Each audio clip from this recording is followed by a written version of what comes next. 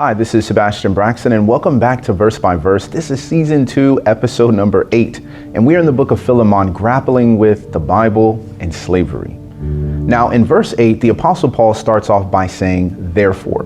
And whenever you see the word therefore, you should ask yourself, what is it there for? Which means the person is making a statement based upon the previous concepts and ideas that they've just explained. And for the Apostle Paul, that is the relationship that he has with Philemon and Philemon's spirituality. In other words, the Apostle Paul says that we should approach people in times of conflict and issues on the basis of a relationship. Now, can you imagine as a parent, you're trying to correct your child? Well, yelling and hitting may not necessarily be the best way to lead them to a place of self-governance, which is your goal. Or maybe you're thinking about your computer is not working. Hitting it or yelling at it, it's not going to make it work any faster, unless maybe you have one of the old ones from back in the day. But I digress. Now, based on this relationship, Paul says, therefore, though I might be very bold in Christ to command you what is fitting, there is an appropriate action in this situation that Paul is bringing up to Philemon. But Paul says, I don't want to command you like a military leader commands his troops, or a police captain is putting out the force in order to a particular task, or maybe even a boss telling an employee to get to work at a certain time and make sure that this thing is done by this particular deadline. He says, I would rather appeal for love's sake to you. Now, this is huge because the Apostle Paul is saying, I'm going to turn to persuasion over power and position. In other words, he's saying, for the sake of love. That means in the interest of love. So you may say something like, I'm going to move to the coast for the sake of my health. Or you may say to look at it from a different perspective for the sake of argument. Or you might tell a photographer at a crime scene, hey, you need to stay back for the sake of your own safety.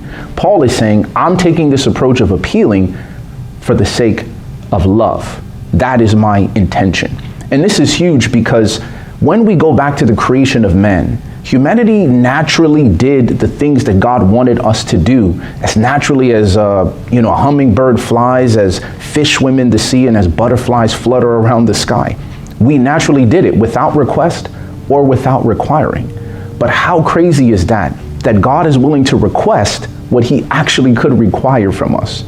This is huge because the devil would love for us to appeal only to authority and power and position to compel behavior. Yet at the same time, there is no inward change in the heart.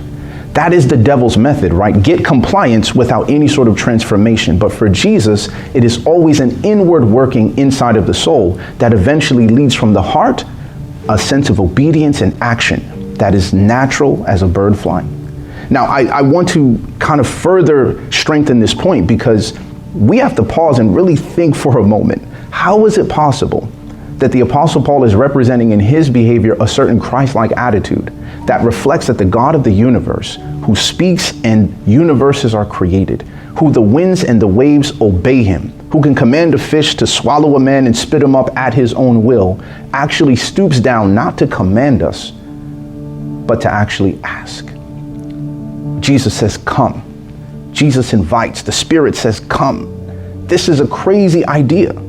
That God actually asks. He only requests what he could actually require. But then Paul appeals to the very heart of Philemon by saying, Paul the aged.